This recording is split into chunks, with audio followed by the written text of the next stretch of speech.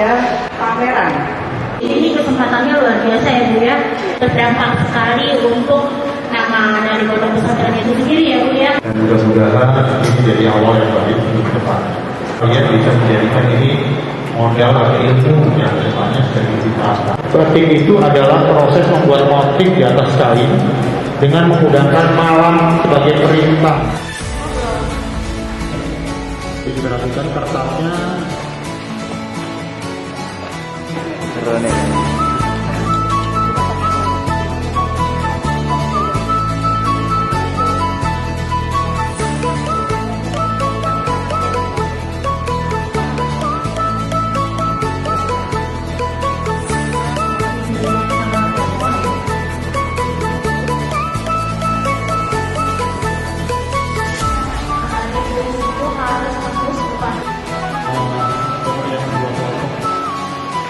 Kayaknya hanya bagus.